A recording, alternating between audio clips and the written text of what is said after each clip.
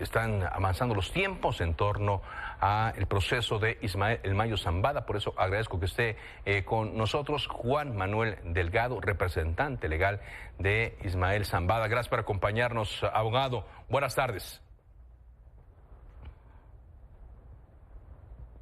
Estimado Carlos, ¿qué tal? Buenas tardes. Un placer saludarte a ti, a todo tu auditorio. Gracias. Solamente para aclarar y a propósito de lo que escuchamos, usted sí es representante legal del señor Zambada. Su servidor, sí. Yo soy representante legal. En este caso, de manera concreta, soy asesor jurídico del señor Ismael Zambada. Soy asesor jurídico en razón de que aproximadamente en noviembre del año pasado, el abogado Frank Pérez, que es quien lidera su defensa en Estados Unidos, en una plática que teníamos de manera casual por otro asunto, me consultó sobre la posibilidad de una vía legal, de establecer una vía legal para poder evitar que al señor Ismael Zambada se le aplicara en los Estados Unidos la pena de muerte. Y bueno, dentro de la investigación jurídica que realizamos del caso y los precedentes, encontramos que la solicitud de defensa consular es la vía idónea para realizar ese objetivo y que además de eso, lo correspondiente conforme a derecho es también solicitar la repatriación del señor Ismael. La repatriación de Ismael Zambada. Le decía hace rato que para ese propósito ustedes enviaron una carta al consulado de los Estados Unidos en Nueva York. La semana pasada se hizo pública. ¿Y qué ha pasado? ¿Qué sigue después de del envío de este documento?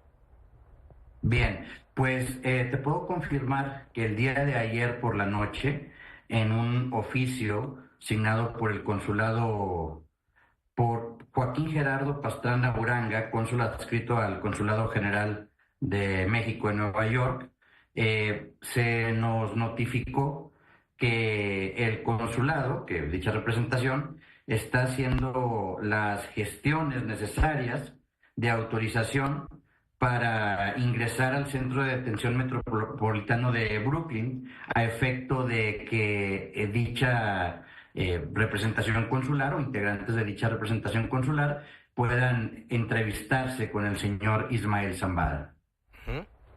Para poder entrevistarse. ¿Y con ellos se establecería el primer contacto? ¿Es entre las autoridades y el personaje?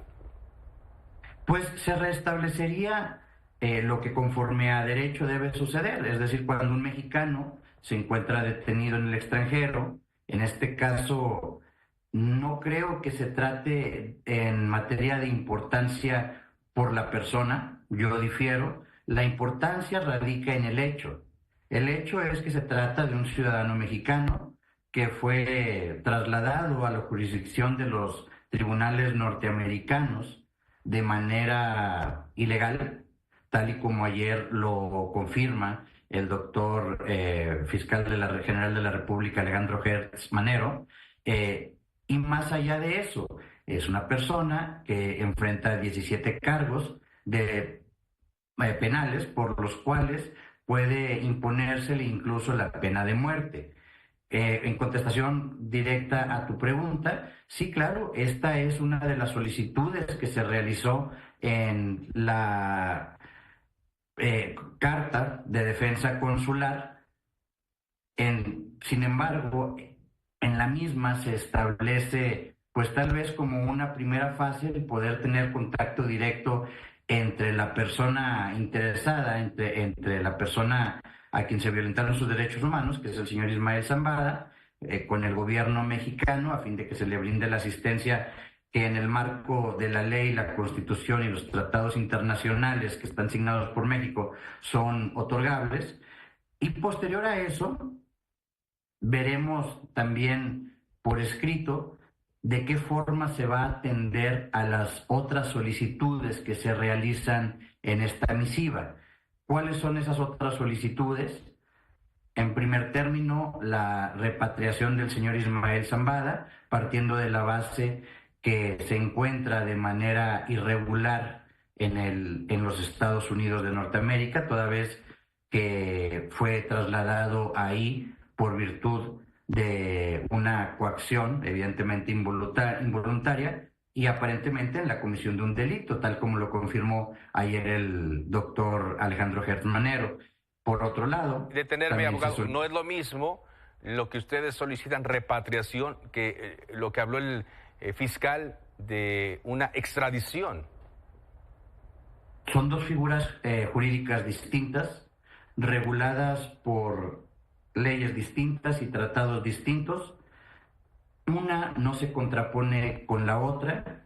La extradición la tiene que solicitar necesariamente un Estado, en este caso un Estado requiriente, que es México, a un Estado requerido, que es Estados Unidos, a fin de que una persona que se encuentra en su territorio sea juzgada en México, en este caso, el caso del señor Ismael Zambada, y la repatriación es una solicitud que realiza un particular nacional a su gobierno, en este caso el señor Ismael Zambada, al gobierno de México, a fin de que se le repatrie por virtud de que existen elementos irregulares o ilegales que lo tienen en esa jurisdicción. En este caso, la repatriación se trata de un tema humanitario que se lleva únicamente por la vía diplomática, mientras que la extradición es un procedimiento que se lleva entre países soberanos que tiene una finalidad jurídica y tiene una tramitación jurídica, es decir, en la extradición en algún momento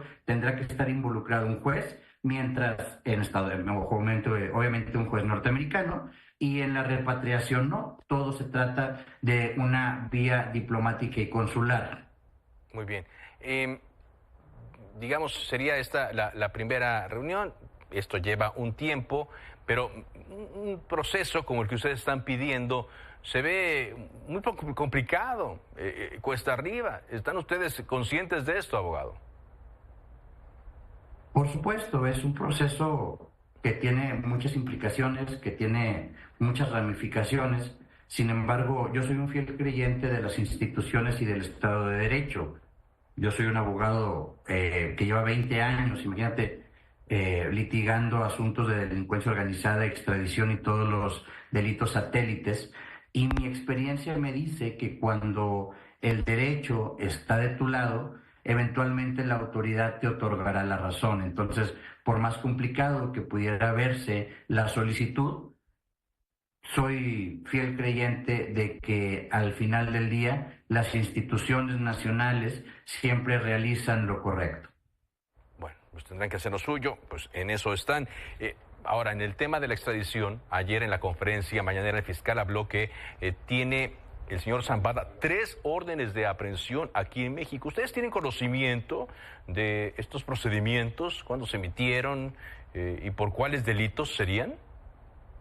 No, no tenemos conocimiento, en lo particular, tu servidor, me encargo únicamente del procedimiento de solicitud de protección y de defensa consular. Así entonces, yo no tengo ningún tipo de injerencia en la defensa directa que pudiera tener el señor Ismael Zambada en contra de acusaciones aquí en México.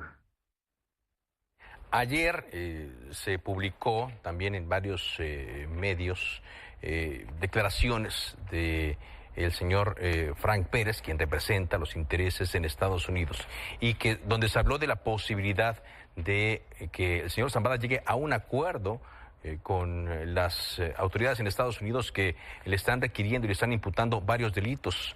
¿Esta posibilidad existe también? Bueno, partamos de una base real. Una fase de la defensa es la exigencia de un derecho. Por supuesto que sobre la mesa en los Estados Unidos de América, que tiene un sistema penal completamente distinto al de México, que prepondera la negociación en contra del litigio, puede existir en algún momento la posibilidad de que los Estados Unidos le ofrezcan al señor Ismael Zambada un acuerdo en el cual si él se declarara culpable no se le impondría la pena de muerte. Insisto, esto se trata de una posibilidad, algo que no está sobre la mesa. Quisiera, si tú me lo permites, hacer una distinción muy importante. Una cosa es un acuerdo de culpabilidad y otra cosa es un acuerdo de cooperación. Un acuerdo de culpabilidad es lo que acabamos de mencionar. Estados Unidos te ofrece declararte culpable sin ir a juicio, una condena, y esa condena tú la aceptas y te declaras culpable. Se terminó el asunto, no hay nada más. Un acuerdo de colaboración es un acuerdo que realiza una persona con el gobierno norteamericano a través de la fiscalía de aquel país para ayudar y colaborar, como su nombre lo dice, en la investigación de otros asuntos. Ese tema está completamente fuera de la mesa y de la posibilidad real del señor Ismael Zambada. No es un deseo de él llegar a ese extremo, llegar a ese punto, y actualmente en Estados Unidos no existe un ofrecimiento concreto de un acuerdo de declararse culpable. Muy bien, de declararse culpable, porque también, aunque usted ya lo ha aclarado, pero sigo yo leyendo declaraciones y viendo declaraciones de políticos señalando que el señor Zambada, si no se le apoyaba, iba a hacer declaraciones explosivas. Se interpretó una línea de este comunicado entendiendo que va a involucrar a personajes importantes de la política en actividades, etcétera. Me gustaría que aclarara en esta pantalla lo que usted haya mencionado sobre el tema, abogado. Antes que nada, te agradezco la oportunidad de poder aclararlo. En la redacción de la solicitud de defensa consular se habla de una palabra que creó controversia, como tú bien lo dices: colapso en las relaciones bilaterales. ¿Por qué motivo se afirma que pudiese existir un colapso en dichas relaciones si México no interviene para otorgar una defensa consular y Estados Unidos, a su vez, no hace lo propio en relación a reconocer la forma ilegal en que el señor Ismael Zambada llegó a su territorio y no lo repatria, o en su defecto no se compromete a realizar un compromiso, valga la redundancia, de no aplicación de la pena de muerte? Bueno, existen tratados internacionales firmados por México y Estados Unidos que regulan la entrega de una persona de un país a otro.